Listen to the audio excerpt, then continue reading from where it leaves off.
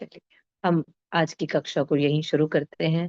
आप सभी भक्तों का स्वागत, वंदन, अभिनंदन। कक्षा शुरू करने से पूर्व अपने गुरुजनों, आचार्यों से आशीर्वाद और कृपा की प्रार्थना। ओम अज्ञानतिमिरन्धस्य ज्ञानञ्जनशलाकया चक्षुरुन्मिलितं येन तस्मै श्री गुरुवे नमः। श्रीचैतन्यमनोभीष्टं स्थापितं येन भूतले स्वयं रूपं कदा मह्यं ददाति स्वपदान्तिकं। वन्देऽहं श्रीगुरु श्रीयुतपदकमलं श्रीगुरुन् वैष्णवांश्च श्रीरूपं साग्रजातं सहगण रघुनाथान्वितं तं सजीवं स्वाद्वैतं सावधूतं परिजनसहितं कृष्ण चैतन्य देवं श्रीराधा कृष्ण पादान् सहगण ललिता श्री विशाखान्वितांश। हे कृष्ण करुणा सिंधु दीनबंधु जगतपते गोपेश गोपिका कांत राधा कांत नमस्तुते। तप्त कांचन गौरांगी राधे वृंदावनेश्वरी वृषभानुसुते देवी प्रणमामि हरिप्रिये। नीलाचल निवासाय नित्याय परमात्मने बलभद्र सुभद्राभ्यां जगन्नाथाय ते नमः। नमः पंकजनाभाय नमः पंकजमालिने नमः पंकजनेत्राय नमस्ते कमलांगमालिने। नमो विष्णुपादाय कृष्णपृष्ठाय भूतले स्वयं नमो विष्णुपादाय कृष्णपृष्ठाय भूतले श्रीमदे भक्ति वेदांत स्वामी निति नामिने। नमस्ते सारस्वती देवी गौरवाणी प्रचारिणे निर्विशेष शून्यवादी पाश्चात्य देश तारिणे। जय श्री कृष्ण चैतन्य प्रभु नित्यानंद श्री अद्वैत गदाधर शिवासादि गौर भक्त वृंद। हरे कृष्णा कृष्णा कृष्णा हरे हरे, हरे राम राम राम राम हरे। वाञ्छाकल्पतरुभ्यश्च कृपा सिन्धुभ्य एव च पतितानां पावनेभ्यो वैष्णवभ्यो नमो नमः। जगद्गुरु शील प्रभुपाद की जय। परम पूज्य गुरुदेव की जय। समस्त भक्त वृंद की जय।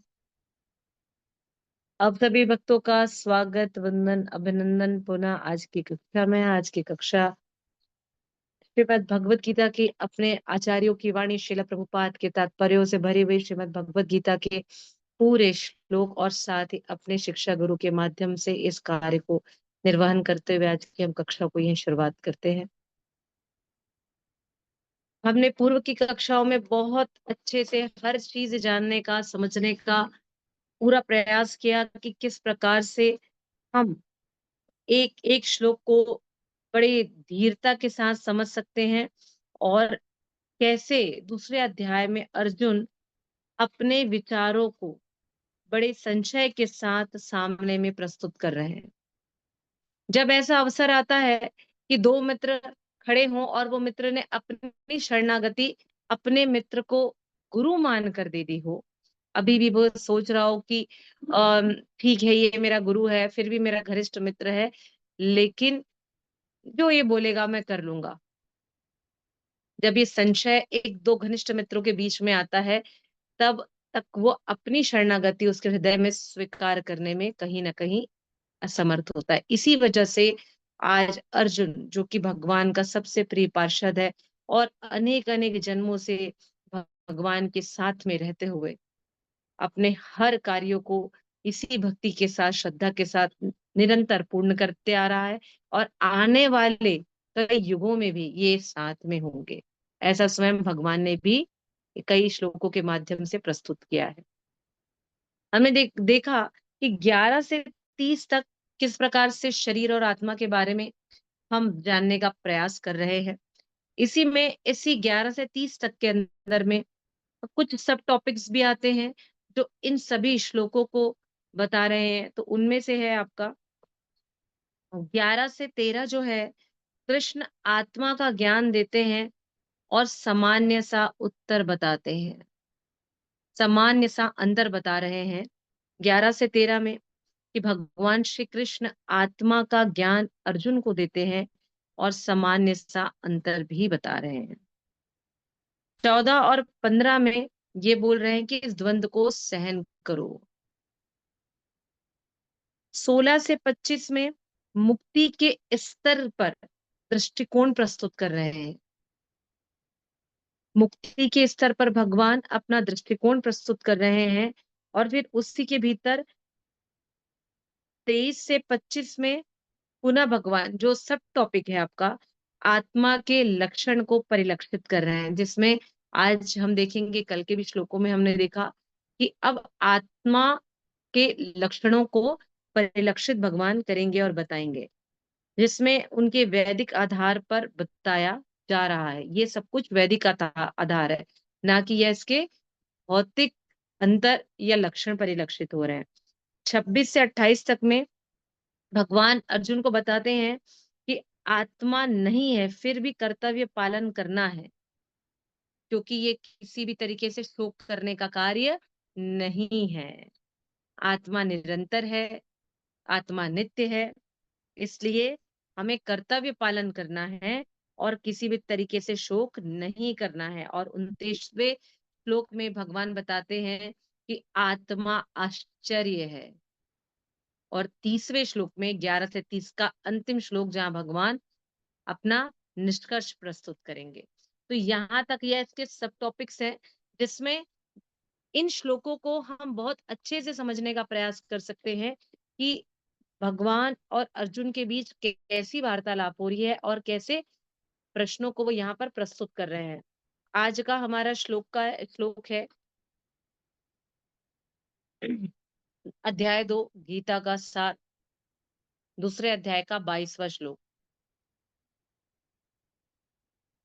हर श्लोक अपने आप में महत्वपूर्ण है, इसलिए कि जिसने भी इस दूसरे अध्याय के शरीर और आत्मा के ज्ञान को समझ लिया, वह यह बहुत अच्छे से समझ जाएगा कि उसे आने वाले जीवन में स्वयं अर्जुन बन के युद्ध करना है और हर लड़ाई से उसे उसी प्रकार से बाहर आना है, जिस प्रकार से भगवान श्री कृष्ण ने अर्जुन का सारथी बन करके उसे ज्ञान दिया और समझाया कि हमारा कार्य इस देहात्म शरीर का शोक करना बिल्कुल भी नहीं है। हमारा कार्य है इस शरीर और आत्मा के भेद को समझना और जीवन में चल रही हलचलों, द्वंद और अनिर्णय की स्थिति से बाहर निकल करके अपने विचारों को समाज परिवार के बीच परिलक्षित करते हुए नित्य निरंतर भगवान श्री कृष्ण की सेवा करना, उनके प्रति अपनी शरणागति प्रस्तुत करना। जिस प्रकार से अर्जुन ने बताया, शिष्यो अहम शादी माम त्वम प्रपन्ना, उसी ही प्रकार से हमें भी ये कार्य को करना है। आज का जो श्लोक है, वह श्लोक अपने आप में सब कुछ बता रहा है, सब कुछ परिलक्षित कर रहा है। तो श्लोक की ओर बढ़ते हैं हम। वासंसि जीर्णानि यथा विहाय नवानि गृह्णाति नरोपराणि तथा शरीराणि विहाय जीर्णानि अन्यानि संयाति नवानि देहि। वासंसि जीर्णानि यथा विहाय नवानि गृह्णाति नरोपराणि तथा शरीराणि विहाय जीर्णानि अन्यानि संयाति नवानि देहि वासंसि जीर्णानि यथा विहाय नवानि गृह्णति नरोपराणि तथा शरीराणि विहाय जीर्णानि अन्यानि संयाति नवानि देहि। इस श्लोक की तीसरी लाइन में जीर्णा और नीचे नन्य नन्यानी लिखा हुआ है। क्योंकि ये हिंदी में दो भागों में एक शब्द को तोड़कर लिखा हुआ है, इसलिए इससे सही तरीके से पढ़ने के लिए इंग्लिश की भगवत गीता में श्रील प्रभुपाद ने बहुत अच्छे से अन्य नन्य नन्यानी को जोड़ करके जिरनानी अन्यानी किया गया है। इसलिए जब यहाँ पर शब्दार्थ लिखे गए हैं, इसलिए यहाँ जिरनानी अन्यानी लिखा हुआ है। तो हमें पढ़ने में यह सुविधा हो, इसलिए श्रीला प्रभुपाद ने इसे इस तरीके से लिखा है। तो जब भी आप लोग पढ़ें तो यहाँ पर आप लोग अभी अपनी पेंसिल से इस पुस्तक पर लिख भी सकते हैं जिरनानी अन्यानी, ताकि आप लोगों को पढ़ने में भी सुविधा हो। तो आप सभी इस श्लोक को पुनः पढ़िए, दोहराइए। हरे कृष्ण माता जी, धन्यवाद प्रणाम।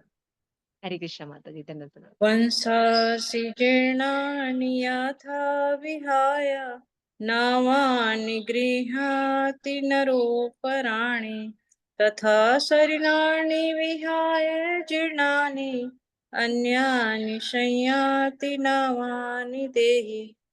हरे कृष्ण। जी प्रभु जी रोहिणी आनंद प्रभु जी। हरे कृष्ण माता जी, धन्यवाद। हरे कृष्ण। वासांसि जीर्णानि यथा विहाय नवानि गृह्णाति नरोपराणि तथा शरीराणि विहाय जीर्णानि अन्यानि संयाति नवानि देहि। हरि बोल जी। ये सखिलात्मक प्रभु जी। हरे कृष्ण। हरे कृष्ण माता जी, धन्यवाद। वासांसि जीर्णानि यथा विहाय नवानि गृह्णाति नरोपराणि तथा शरीराणि विहाय जीर्णानि अन्यानि संयाति नवानि देहि। हरि बोल। अन्य कोई भी पढ़ना चाहेंगे? हरे कृष्ण माता जी, दंडवत प्रणाम। हरे कृष्णा, दंडवत प्रणाम। वासांसि जीर्णानि यथा विहाय नवानि गृह्णाति नरोपराणि तथा शरीराणि विहाय जीर्णानि अन्यानि संयाति नवानि देहि। हरि बोल। जी हीना माता जी। हरे कृष्ण माता जी, दंडवत प्रणाम। रसांसि जीर्णानि यथा विहाय नवानि गृह्णाति नरोपराणि तथा शरीराणि विहाय जीर्णानि अन्यानि संयाति नवानि देहि। हरे कृष्ण माता जी। हरि बोल। बहुत सुंदर। आइए इसके शब्दार्थ की ओर चलते हैं। वासांसी वस्त्रों को, जीर्णानी पुराने तथा फटे, यथा जिस प्रकार, विहाय त्याग कर, नवानी नए वस्त्र, गृहाति ग्रहण करता है, नरह मनुष्य, अपराणी अन्य, तथा उसी प्रकार शरीराणी शरीरों को, विहाय त्याग कर, जीर्णानी वृद्ध तथा व्यर्थ, अन्यानी भिन्न, संयाति स्वीकार करता है, नवानी नए, देही देहधारी आत्मा। जिस प्रकार मनुष्य पुराने वस्त्रों को त्याग कर नए वस्त्र को धारण करता है, ठीक उसी प्रकार आत्मा पुराने तथा व्यर्थ के शरीर को त्याग कर नवीन भौतिक शरीर धारण करती है। गुरु श्री प्रभुपाद की जय। इस श्लोक को पढ़ने समझने के लिए बहुत आसान है कि थोड़ी सी झलकियां पिछले श्लोक की अंतिम लाइनों पर देखें। यानी कि जो आपका 21वां श्लोक है और 20वां जो श्लोक है, उसकी जो अंतिम अंतिम लाइन है, यदि आप देखेंगे तो बहुत अच्छे से आपको समझ में आ जाएगा कि ये 22वां श्लोक क्यों बोला गया है। यहाँ पर 21वां जो श्लोक है, वहां पर ये बताया गया है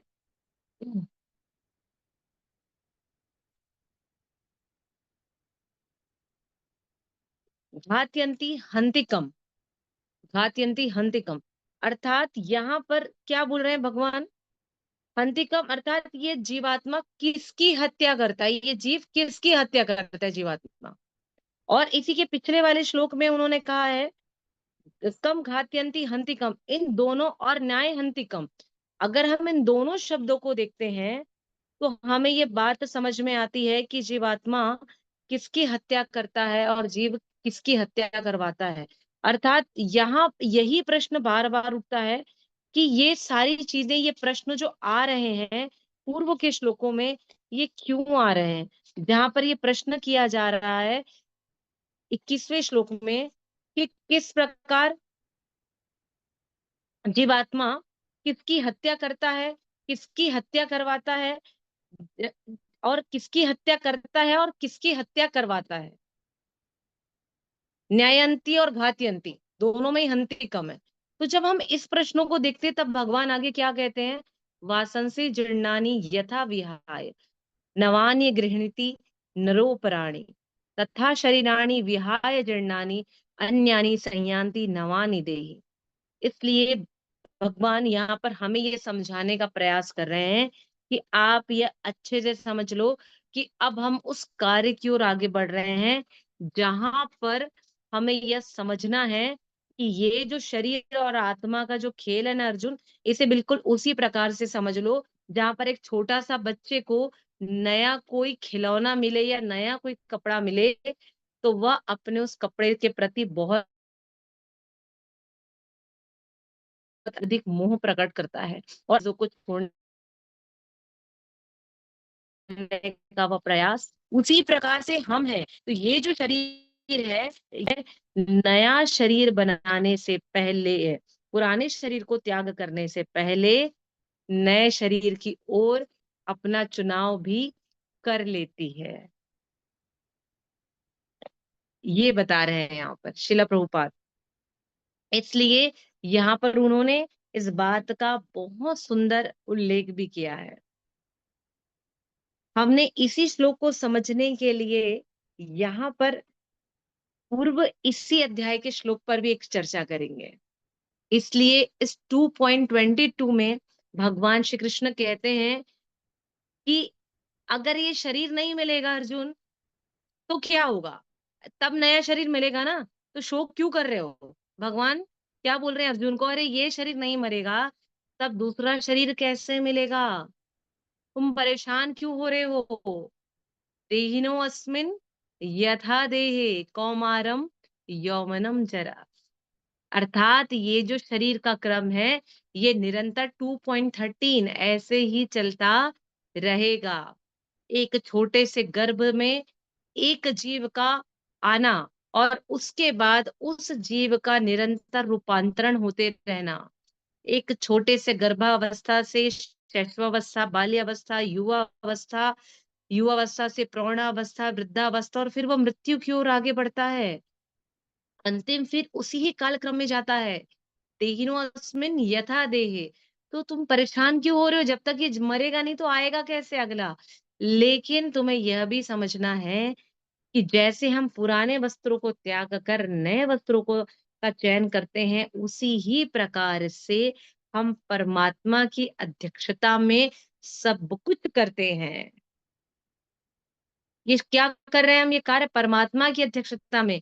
तो मया अध्यक्षेण प्रकृति ही सूयते सा चराचरम, भगवान यहाँ क्या बोल रहे हैं, ये जो सब कुछ हो रहा है ना, तुम ये जो शरीर त्याग रहे हो फिर नया शरीर धारण कर रहे हो, फिर इस शरीर को त्याग रहे हो फिर नया शरीर धारण कर रहे हो, ठीक उसी ही प्रकार से ये सब कुछ क्यों हो रहा है। मया अध्यक्षेण प्रकृति ही सूयते सा चराचरम 9.10। इसलिए तुम जिस जिस की पूजा करोगे, तुम जिस जिस की पूजा करोगे, तुम उसी ही प्रकार से इस शरीर को त्यागने से पहले, यानी कि 40 वर्ष की आयु तक हम अपनी आदतों में इतना दृढ़ हो चुके होते हैं कि हम इसके बाद किसी भी प्रकार के नए स्वभाव को, नई आदतों को बिल्कुल भी अपना नहीं पाते हैं। इसलिए बचपन से ही माता-पिता अपने बच्चों में उस संस्कार को परिलक्षित करते हैं, जिसकी वजह से वो आने वाले भविष्य में माता-पिता बिल्कुल भी ये नहीं कहते, और आजकल हर व्यक्ति ये सोचता है कि हमें ऐसी बातें भी नहीं करनी चाहिए।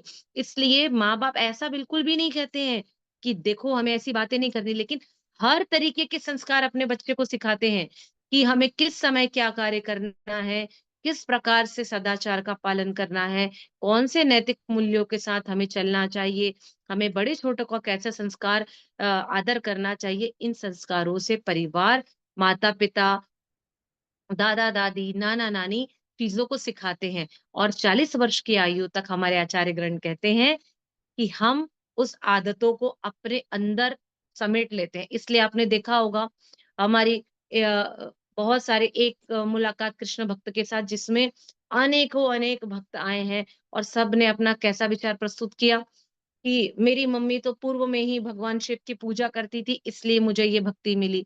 किसी ने बताया मेरे यहाँ तो पूर्व में ही गणेश भगवान की पूजा होती थी, इसलिए मुझे ये जीवन मिला। किसी ने बताया कि हम पूर्व में ही माता दुर्गा की हमारे यहाँ बहुत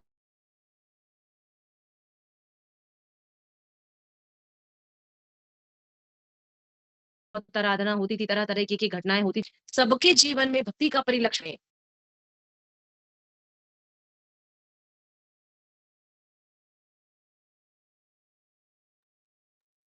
पुनः यही भक्ति करने का अवसर भी मिला।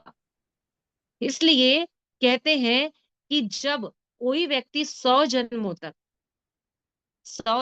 तक देवी देवताओं की पूजा करता है, देवताओं की पूजा करता है, अन्य देवताओं की, इंद्र की या अन्य तथा तथा किसी भी देवताओं की पूजा करता है, तब जा कर के उसे एक कदम आगे बढ़ता है।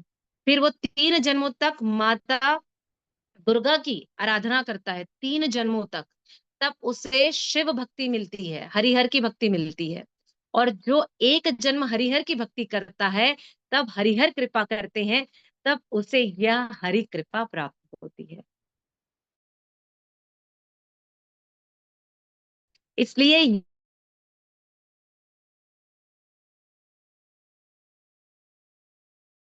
कि उसे अगला शरीर कैसा मिलेगा। जी प्रभु जी। माता जी आवाज बहुत अटक रहा है बीच बीच में। अटक रहा है। जी अ, माता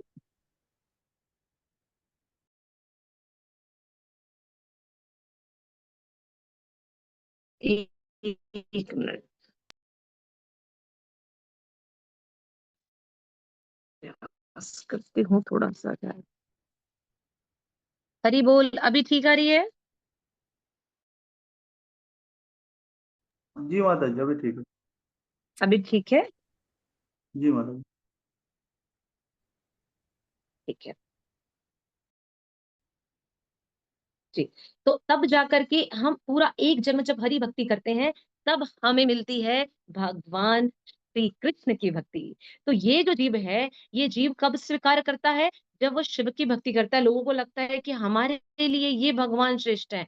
वो भगवान नहीं है, कौन देवी है, कौन देवता है, हमें किनकी पूजा करनी है, किनकी श्रद्धा करनी है, यह पूर्व जन्म में निर्धारण हो जाता है। इसलिए यह श्लोक जो है, वासंसी जीवनानि यथा विहाय, अर्थात हम ये तय कर लेते हैं, हम ये जान लेते हैं कि हमने जो भी अगला शरीर हमें मिलने वाला है, वह जो शरीर होगा, वह इस वर्ष हमने जो बचपन से लेकर अभी तक इस 40 से 50 वर्ष की आयु तक जो भक्ति को, जिस पूजा पाठ को हमने स्वीकारा है, उसी प्रकार से हमें अगला भी लोक मिलने वाला है। अर्थात जो लोग बहुत ज्यादा अपने पितरों को अपना आराध्य मानते हैं, उनको लगता है कि मेरे पूर्वज, मेरे पिता, मेरे दादा, मेरे नाना, मेरे एक्स वाई, मेरे जो कोई भी हैं, यही मेरे लिए सब कुछ है, तो वह उन्हीं लोगों की पूजा करते हैं और फिर उन्हीं लोगों की ओर आगे बढ़ते हैं।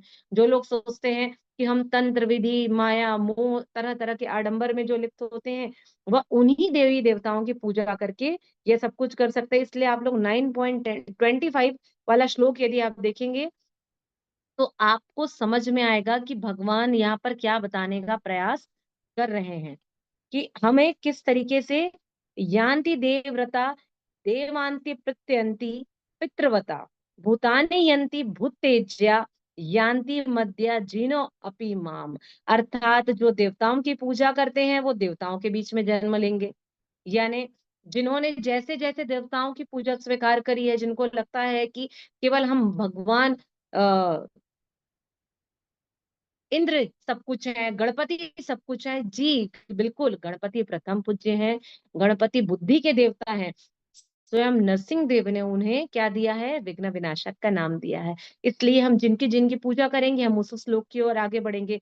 जो पितरों की पूजा करते हैं वो पितरों के पास जाते हैं, यानी आपने मान लिया कि मेरे पुत्र मेरे पितर जितने भी हैं, यानी मेरे पिता के बाद के जितने भी देव उस लोक में रहते हैं वहां स्थान ग्रहण करते हैं और मैं निरंतर उनकी उपासना कर रहा हूँ, उनसे आशीर्वाद मांग रहा हूँ, तो मैं उन्हीं लोकों की ओर जाऊंगा। जो भूत प्रेतों की उपासना करते हैं, जिनको लगता है कि सब कुछ ये सब कुछ मुझे देने वाले हैं, तो वो लोग उनके पास जाएंगे और उन्हीं के भी जन्म लेते हैं। और भगवान कहते हैं अंतिम लाइन में, जो मेरी पूजा करते हैं वह मेरी ओर निवास करते हैं। इसलिए हमें इस बात को समझना है। हरे कृष्णा। यस माता जी। आवाज आ रही है, क्लियर है? आ रही क्लियर आ रही। जी। ये अखिलात्मक प्रभु एकदम पॉज हो गए हैं, तो मैंने सोचा कि पता नहीं क्या हुआ है। इसलिए हमें इस बात को बहुत अच्छे से समझना चाहिए कि ये जो शरीर है किस प्रकार से कार्य करता है और अगले जन्म में मिलने वाले शरीर का भी निर्धारण इसी जन्मों के कार्यकलापों से वह सब कुछ धारण कर लेता है। यहाँ पर जीवात्मा एक वस्त्र है। जीवात्मा एक वस्त्र है और इस जीवात्मा के 5 मूल कारण बताए हैं। पहला कारण है कि मृत्यु के पूर्व ही वह नया देह निश्चित कर लेता है। पहला कारण है कि वह मृत्यु से पूर्व ही अपना नया देह निर्धारित कर लेता है। दूसरा, जीवात्मा स्वयं नए शरीर का चुनाव कर लेती है। हमने बताया ना कि वो जिस जिसकी पूजा करता है वह उसी को प्राप्त होता है।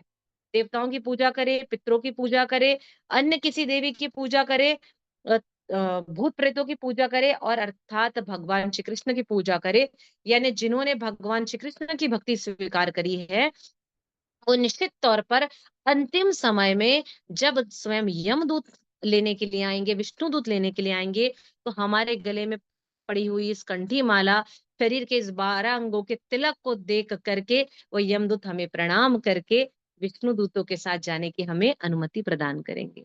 इसलिए तीसरा कारण है इस श्लोक का कि देह परिवर्तन एक सामान्य घटना है। अर्थात जैसे हम नए कपड़ों को धारण करते हैं और पुराने वस्त्रों का त्याग कर देते हैं, उसी प्रकार से भगवान अर्जुन को यहाँ पर कहते हैं कि अर्जुन, तुमको शोक करना शोभा नहीं देता है, क्योंकि यह सामान्य घटनाक्रम है।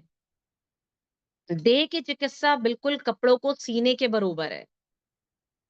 शरीर में चोट लगना हो, किसी भी प्रकार से शरीर की हानि होना, केवल वस्त्रों को सीने की भांति है, भगवान यहाँ स्वयं बता रहे हैं।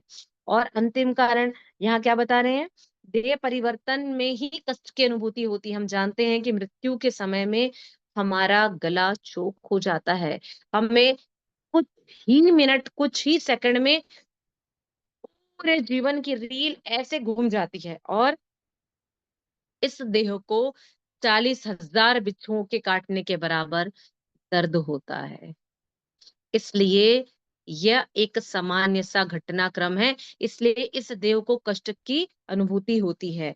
और अन्य प्राणी का शरीर बिल्कुल उसी प्रकार से बढ़ता और घटता है जिस प्रकार से यह शरीर बढ़ता और घटता है। यानी कि हम छोटे होते तो छोटे कपड़े उस उम्र के अनुसार पहनते हैं, बड़े होते हैं तो बड़ों के शरीर के अनुसार से कपड़े पहनते हैं, और वृद्धावस्था की ओर बढ़ते हैं तो फिर उस अनुसार से कपड़े पहनते हैं। लेकिन सबसे सुंदर शरीर इस मनुष्य योनि को मिला है, जहां पर हम सबसे सुंदर वस्त्रों को धारण करके हम इस शरीर की साज सज्जा को बढ़ाते हैं। अन्य किसी भी प्राणी जगत के शरीर में आप वस्त्र धारण नहीं कर सकते। अब आप सोचिए जस्ट कि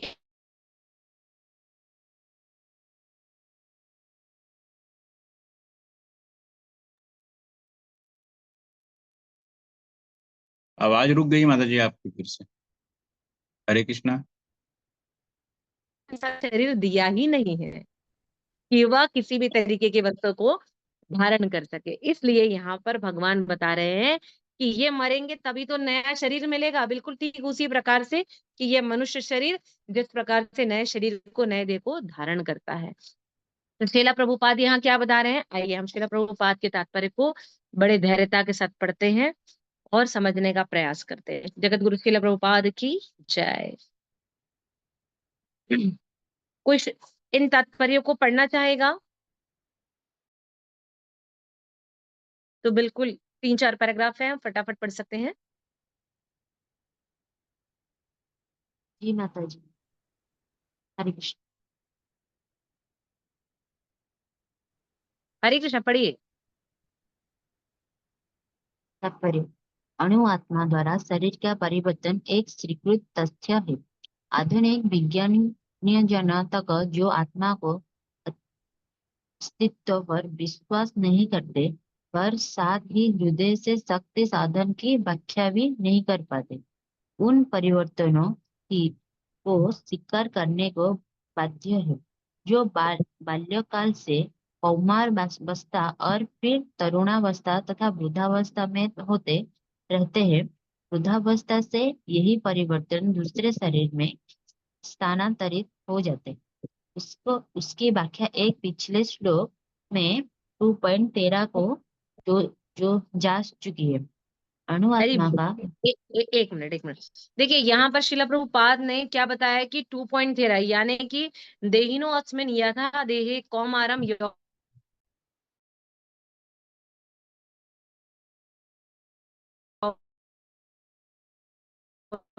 जरा। उन्होंने बता दिया शिला प्रभुपाद ने कि ये बढ़ती रहती है, नहीं करना चाहिए। अन्य कोई और पढ़ेगा? नील प्रभु, दीपा माता जी, हिना माता जी, जी माता जी। हरे कृष्ण जी, माता अहल्या माता जी। जी जी। वृद्धावस्था से यही परिवर्तन दूसरे शरीर में स्थानांतरित हो जाता है। इसकी व्याख्या एक पिछले श्लोक में 2.30 की जा चुकी है। अणु आत्मा के दूसरे शरीर में स्थानांतरण परमात्मा की कृपा से संभव हो पाता है। परमात्मा अणु आत्मा की इच्छाओं की पूर्ति उसी तरह करते हैं जिस प्रकार एक मित्र दूसरे की इच्छा पूर्ति करता है।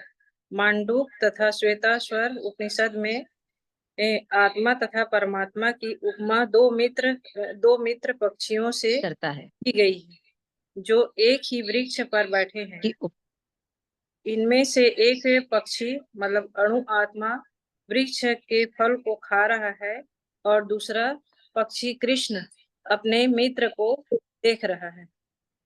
यद्यपि एक मिनट माता, आप यहाँ देखेंगे श्रीला प्रभुपाद ने अणु आत्मा और भृगु आत्मा पे यहाँ पर चीजें बताई हैं और बहुत सुंदर उदाहरण देकर के बता रहे हैं कि अर्जुन यहाँ पर क्या है, वो है जो फल खा रहा है और दूसरा पक्षी जो है वो स्वयं भगवान है जो अर्जुन को निरंतर देख रहे हैं और क्या बोल रहे हैं कि तुम चाहते हो इसलिए तुम फल खा रहे हो, मैं नहीं चाहता कि तुम ये फल खाओ।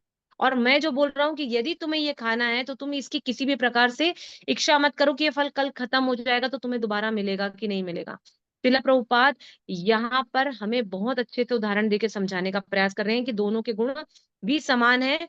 एक भौतिक वृक्ष के फल पर मोहित है और दूसरा अपने मित्र के कार्यकलापों का साक्षी है। इसलिए आप लोग ये मत सोचिए कि हम जो भी कार्य कर रहे हैं, कह रहे हैं और करेंगे वह किसी भी प्रकार से भगवान या अन्य कोई व्यक्ति हमें नहीं देख रहा है। आपने जो कुछ भी किया है, जो कुछ भी कह रहे हैं, जो कुछ भी कर रहे हैं, उस सबका साक्षी कौन है? स्वयं भगवान श्री कृष्ण है। ये बहुत पॉज हो रहा है क्या? मैं एक बार लेफ्ट होकर के फिर से ज्वाइन हो रही हूँ। हरी बोल।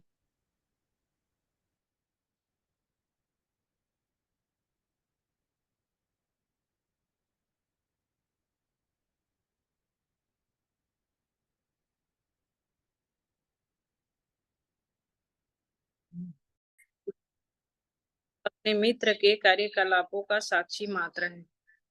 कृष्ण साक्षी पक्षी है और अर्जुन फल भोक्ता पक्षी है। यद्यपि दोनों मित्र मतलब सखा है, किंतु फिर भी एक स्वामी है और दूसरा सेवक है। अणु आत्मा द्वारा इस संबंध की विस्मृति ही उनके एक वृक्ष से दूसरे पर जाने का एक शरीर से दूसरे में जाने का कारण है। जीव आत्मा प्रकृति शरीर रूपी वृक्ष पर अत्यधिक संघर्षशील है, किंतु ज्यों ही वह दूसरे पक्षी को परम गुरु के रूप में स्वीकार करता है, जिस प्रकार अर्जुन कृष्ण का उपदेश ग्रहण करने के लिए स्वेच्छा से उनकी शरण में जाता है, त्यों ही परतंत्र पक्षी तुरंत सारे शोकों से विमुक्त हो जाता है।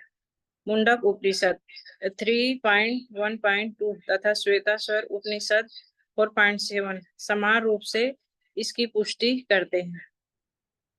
समाने वृक्षे पुरुषो निमग्नो अनिशय शोचति मुह्यमान जुष्टम यदा पश्यत्यन्यमीशमस्य महिमानमिति वेद शोका। यद्यपि दोनों पक्षी एक ही वृक्ष पर बैठे हैं, किंतु फल खाने वाला पक्षी फल से भोक्ता रूप में चिंता तथा विषाद में निमग्न है। यदि इसी तरह वह अपने मित्र भगवान की ओर उन्मुख होता है और उनकी महिमा को जान लेता है, तो वह कष्ट भोगने वाला पक्षी तुरंत समस्त चिंताओं से मुक्त हो जाता है। अब अर्जुन से अपना मुख अपने शाश्वत मित्र की कृष्ण की ओर फेरा है और उससे भगवद गीता समझ रहा है। इस प्रकार वह कृष्ण से श्रवण करके भगवान की परम महिमा को समझकर शोक से मुक्त हो जाता है। यहाँ भगवान ने अर्जुन को उपदेश दिया है कि वह अपने पितामह तथा गुरु के देहांतरण का शोक प्रकट न करे, अपितु उसे इस धर्म युद्ध में उनके शरीरों का वध करने में प्रसन्न होना चाहिए, जिससे वे सब विभिन्न शारीरिक कार्य कर्म फलों से तुरंत मुक्त हो जाए। बलि वेदी पर यह धर्म युद्ध में प्राणों को अर्पित करने वाला व्यक्ति तुरंत शारीरिक पापों से मुक्त हो जाता है और उच्च लोक को प्राप्त होता है। अतः अर्जुन का शोक करना युक्ति संगत नहीं है। हरे कृष्ण माता जी। हरि बोल। धन्यवाद माता जी, बहुत अच्छे से आपने पढ़ा बताया। तो यहाँ पर जो अंतिम पैराग्राफ है वो बहुत अधिक महत्वपूर्ण है, जहाँ भगवान अर्जुन को उपदेश दे रहे हैं और बता रहे हैं कि किस प्रकार से देहांतरण में उसे शोक नहीं करना चाहिए और किसी भी तरीके से शोक करना उसके लिए उचित भी नहीं है। साथ ही इसके ऊपर वाला जो पैराग्राफ है, लास्ट सेकंड जो पैराग्राफ है, वहां पर भी यही बात बता रहे हैं।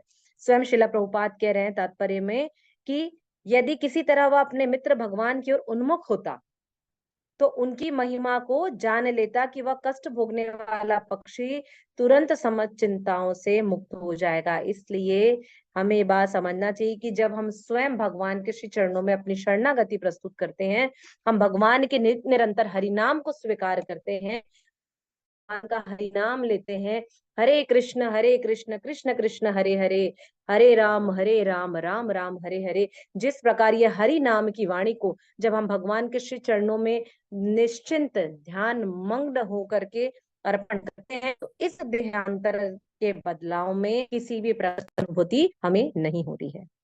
आइए अगला श्लोक बहुत सामान्य है, बहुत महत्वपूर्ण भी है। अनेक फिल्मों में इस श्लोक का बराबर प्रयोग होता रहता है। तो आइए श्लोक की ओर चलते हैं।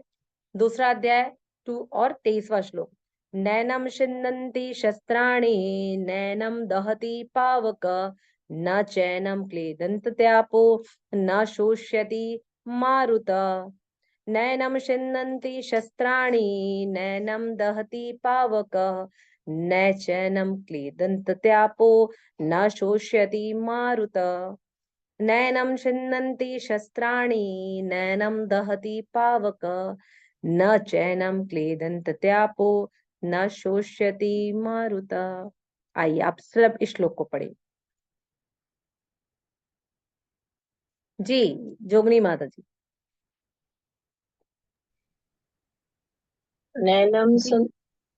नैनं छिन्दन्ति शस्त्राणि नैनं दहति पावकः न चैनं क्लेदन्त्यापो न शोष्यति मारुतः। हरि हरि।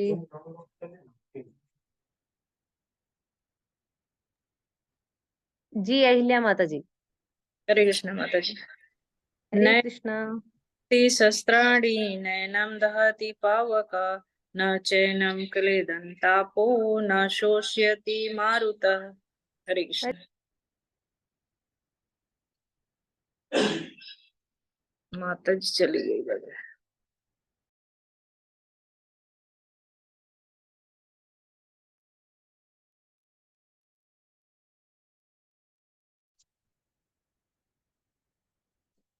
चलिए तब तक हम ही लोग रीड कर लेते हैं प्रभु जी।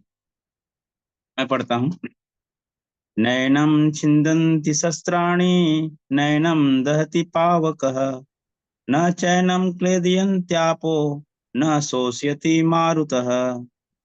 हरि बोल।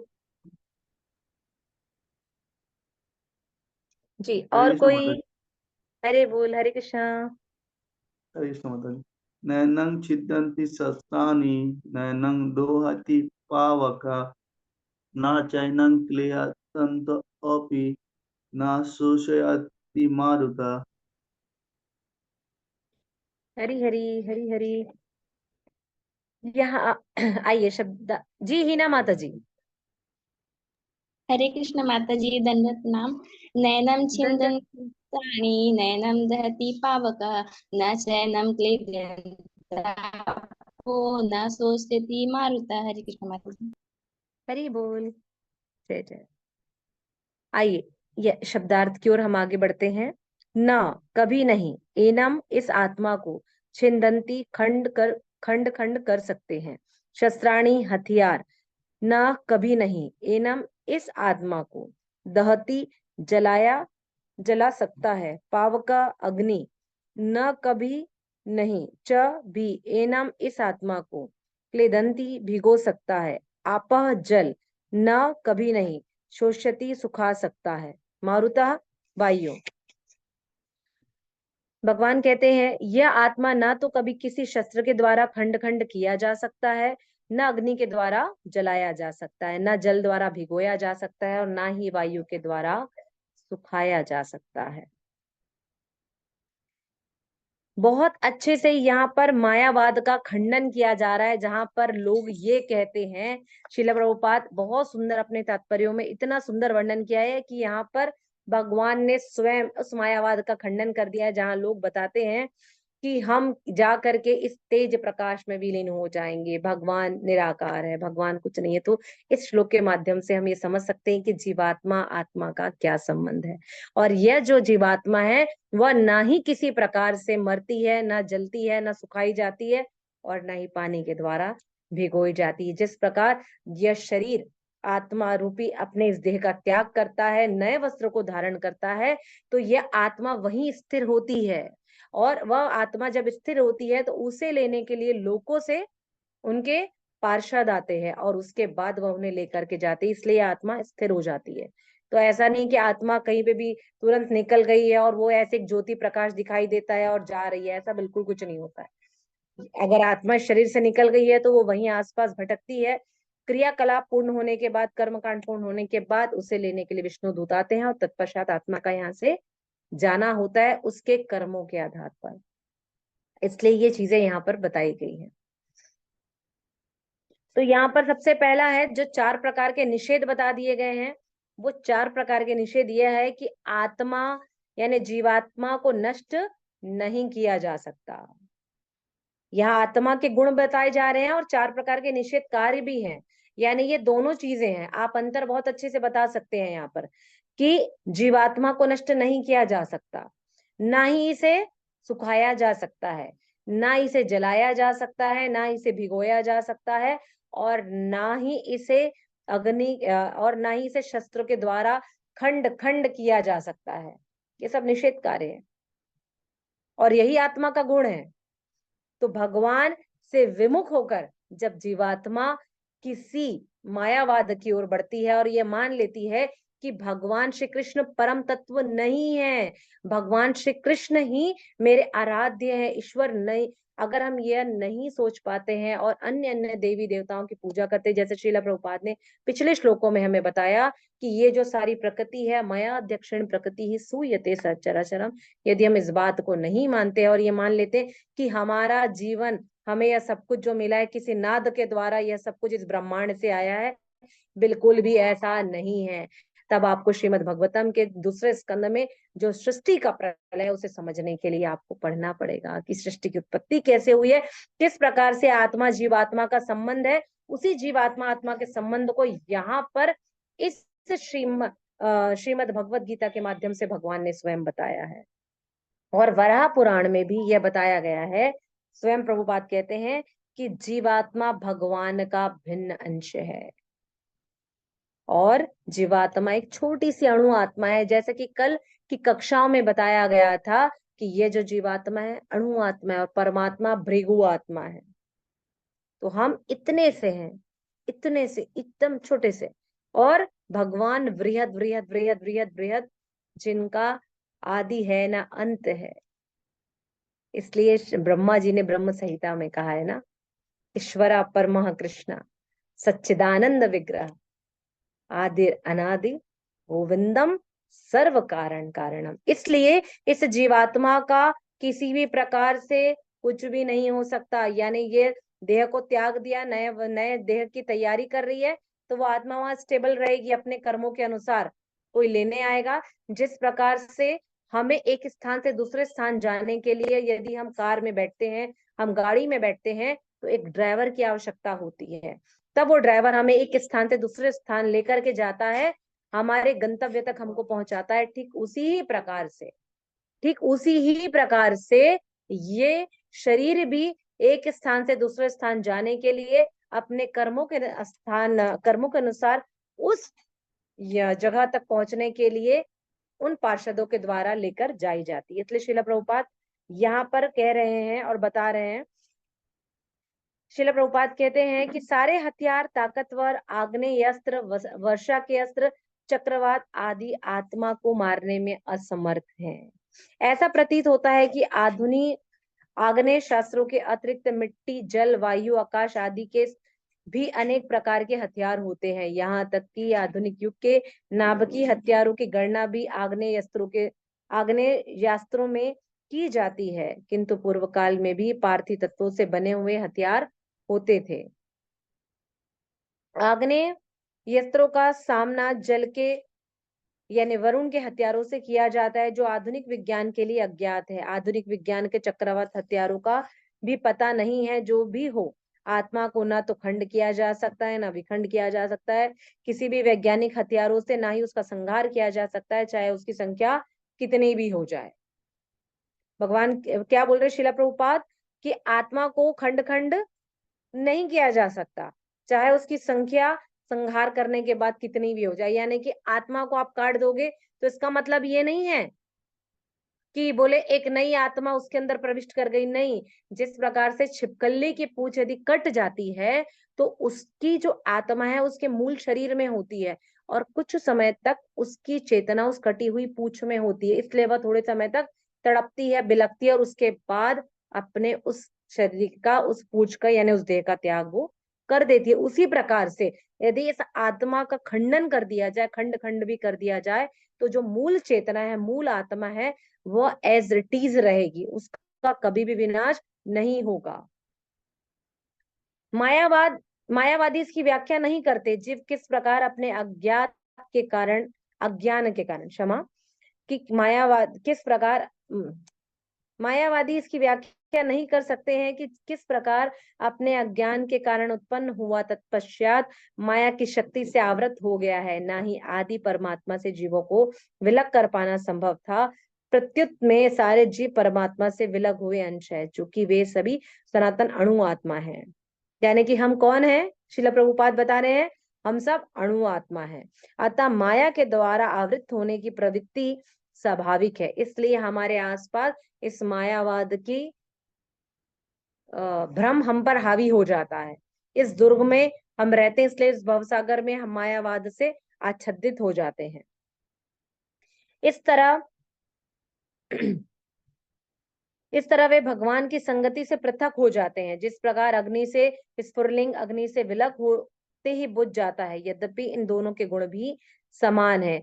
वराह पुराणों में जीवों को परमात्मा का भिन्न अंश भी कहा गया है। भगवत गीता के अनुसार वे शाश्वत रूप से ऐसे ही हैं, अतः मोह से मुक्त होकर भी ये पृथक अस्तित्व बनाए रखता है, जैसा कि कृष्ण के द्वारा अर्जुन को उपदेश भी दिया गया है। और उन उपदेशों से स्पष्ट है कि अर्जुन कृष्ण के उपदेश के कारण मुक्त तो हो गया, किंतु कभी भी कृष्ण से एकाकार नहीं हुआ। ये बात बहुत समझने की है कि यदि हम अपने आप को भगवान से अलग कर लेंगे, हम ये मान लेंगे कि अन्य देवी देवता, अन्य आए हुए पितर, भूत प्रेत ही हमारे भगवान है, तो बिल्कुल भी ऐसा नहीं है। एकला एकला कृष्ण परमा, मतलब भगवान कहते हैं कि केवल और केवल एक ही कृष्ण है। एकला कृष्ण परमा अर्थात केवल और केवल एक ही कृष्ण है। और साथ ही वेदव्यास जी ने श्रीमद् भगवतम में भी यही कहा है, एते चांस कला पुंसा कृष्णस्तु भगवान स्वयं, अर्थात केवल और केवल कृष्ण ही है जो एक परम भगवान है, और जितने भी अन्य देवी देवता हैं वह सभी उनकी सेवा में है। अर्थात प्राइम मिनिस्टर एक है और उसके बाद सारी स्टेट गवर्निंग बॉडी को बांट दी गई है। उसी तरीके से सभी देवी देवता भगवान की उस गवर्निंग बॉडी में आते हैं और उनकी सहायता करते हैं। यदि हम यज्ञ करें, हवन करें, नहीं करें, किसी देवी देवता की उपासना करें, तो वह सब कुछ कहा जाता है भगवान श्री कृष्ण को वो देने के लिए जाते हैं। इसलिए यदि हम इस बात को नहीं समझेंगे तो यह जो मायावाद का आवरण है इस देहात्मक शरीर में चढ़ जाता है और हम भगवान से अनभिज्ञ हो जाते हैं। उनकी सत्ता को, उनकी स्थिति को हम नकार देते हैं। इसलिए श्रील प्रभुपाद यहाँ बता रहे हैं। और यहाँ एक और चीज बताई गई है कि अग्नि के द्वारा इसे जलाया नहीं जा सकता। तो यहाँ पर एक बात और श्रील प्रभुपाद और बलदेव विद्याभूषण जी, भक्ति विनोद ठाकुर जी अपनी अन्य टीकाओं में भी कहते हैं कि केवल एक प्रकार की अग्नि नहीं है, 54 प्रकार की अग्नि है। अलग जठराग्नि, कामाग्नि, क्रोधाग्नि, शमशान की अग्नि, यज्ञ की अग्नि, भोजनशाला की अग्नि, ये जो सारी अग्नियां है ना, ये भी किसी भी प्रकार से आत्मा का खंडन नहीं कर सकती है, नहीं जला सकती। तो इसलिए आप ये मत सोचिए कि यदि एक बहुत सुंदर इसलिए उदाहरण दिया गया, उन्होंने दिया भक्ति विनोद ठाकुर ने और बलदेव विद्याभूषण जी ने अपने अन्य टीकाओं में, कि आत्मा को यदि खंड खंड कर दिया जाए, श्रीला प्रभुपाद ने भी यहाँ पर यही लिखा है, आत्मा को खंड खंड कर दिया जाए, ठीक उसी ही प्रकार से यदि केचुए को दो भाग में काट दिया जाए तो केचुए के दोनों शरीर दो दिशा में चलने लगते हैं और एक शरीर आगे की ओर बढ़ जाता है जिसमें उसकी आत्मा निहित होती है। तो सभी प्राणियों में उनकी उतनी जीवात्मा चेतना होती है, और दूसरा जो उसका कटा हुआ भाग होता है उसमें कुछ क्षणों के लिए उसकी चेतना निहित होती है। थोड़े समय तक, थोड़े दूर तक वह जाता है और जाने के पश्चात वह अपना देह त्याग वहीं पर कर देता है। किंतु दूसरी आत्मा जो है वो उसी अंतिम उसके कटे हुए भाग से फिर से नया शरीर बना लेती है। जैसे छिपकली अपनी कटी हुई पूंछ के बाद अपना नई पूंछ को बढ़ा लेती है, ठीक उसी प्रकार से। तो यहाँ पर किसी भी प्रकार से आत्मा की जो बात हो रही है कि ना उसे जलाया नहीं जा सकता, तो कोई भी अग्नि हो, यानी जब इस शरीर को जलाया जाता है, पंच तत्व में विलीन किया जाता है, तो आत्मा नहीं जलती है, सिर्फ ये शरीर जो पंच तत्व से बना हुआ है वही जलता है। तो शमशान की अग्नि, यज्ञ की अग्नि हो, भोजनशाला की अग्नि हो, क्रोध अग्नि हो, जठरा अग्नि हो, हमारी किसी भी प्रकार की अग्नि, इतनी अग्नि का विश्लेषण किया है हमारे आचार्यों ने। ज्ञान अग्नि, कई लोग ज्ञान की अग्नि में अपने अहंकार में पूर्ण रूप से लिप्त हो जाते, कि उनको लगता है कि मेरे ज्ञान से बड़ा किसी का ज्ञान नहीं, और इस ज्ञान की अग्नि में वशीभूत होकर के वह भगवान की सत्ता को नकार देते हैं। तो इसलिए श्रीला प्रभुपाद अपने तात्पर्य में यहाँ इस मायावाद का खंडन कर रहे हैं कि आप ये मत सोचिए कि किसी भी तरीके से आत्मा का खंडन किया जा सकता है। इसलिए क्यों? क्योंकि ये आत्मा किसी भी तरीके से, दूसरा उन्होंने क्या बताया, किसी भी शस्त्र से काटा नहीं जा सकता। आग्नेय बाण चला लो, हिरोशिमा नागासाकी में नाभिकीय रिएक्टर हुआ, क्या हुआ? क्या इतने लोग मरे तो क्या उनकी आत्मा खंड खंड हो गई? क्या वे लोग नष्ट हो गए? क्या उनकी आत्मा? बिल्कुल नहीं। किसी भी नाभिकीय रिएक्टर से किसी भी तरीके से कुछ भी नहीं किया जा सकता। तो यहाँ पर वो क्या बोल रहे हैं, तलवार से आग्नेय शस्त्र से कुछ भी कर लो, कुछ नहीं हो सकता। साथ ही तीसरी बात का फिर पुनः श्रील प्रभुपाद यहाँ खंडन कर रहे हैं कि किसी भी तरीके से इसे पानी के द्वारा नहीं भिगोया जा सकता, अर्थात चक्रवात आए, सुनामी आए, वो कई सारे सुनामियों के नाम है ना, कैटरीना कैफ हो और कुछ कुछ हो जो नए नए नाम दे करके हमारे मौसम विभाग वाले लोग रखते हैं। तो किसी भी तरीके की कैटरीना आए, दीपिका पादुकोण आए, वहां सलमान खान आए, कुछ नहीं होने वाला इस आत्मा का। देह अलग हो गया है, नया शरीर ले लिया है, तो उसे पुनः उस जीवात्मा को परमात्मा में विलीन होना है। यदि उसने अपने कर्मों के अनुसार से उसने अपना लोक तय कर लिया है। इसलिए ये हमारा कचरा वाला भी यही बात बता रहा है कि यदि इस शरीर की आप सफाई करोगे, समझ जाओगे कि आप मायावादी नहीं हो, आप निराकार को नहीं मानते हो, आपकी साकार रूप परमात्मा सत्ता एक ही है। इसलिए हमारी जिम्मेदारी है, मोर शरीर मोर जिम्मेदारी, मोर मोर जिम्मेदारी। तो आप लोग भी ये बात को समझिए। इसलिए श्रील प्रभुपाद यहाँ पर चारों तथ्यों का खंडन कर रहे हैं, जय जाने का, सुखाने का, भिगोए जाने का, जाने का। तो हमें बहुत अच्छे तरीके से समझना चाहिए कि ये जो शरीर है किसी भी प्रकार से नष्ट नहीं हो जाए तो हमारी आत्मा का किसी भी प्रकार से नाश नहीं होगा। जगत गुरु श्रील प्रभुपाद की जय। तो आशा है आप सभी को ये दोनों श्लोक बहुत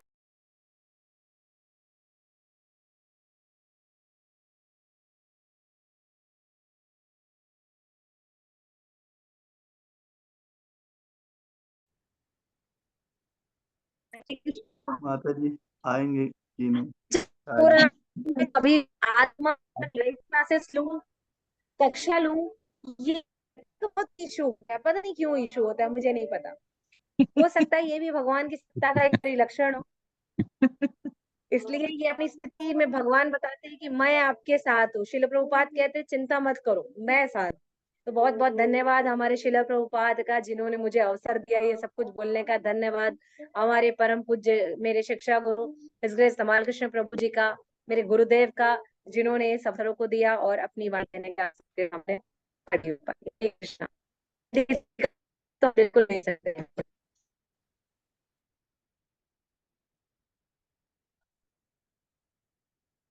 हरे कृष्ण प्रभु जी, सभी को दंडवत प्रणाम।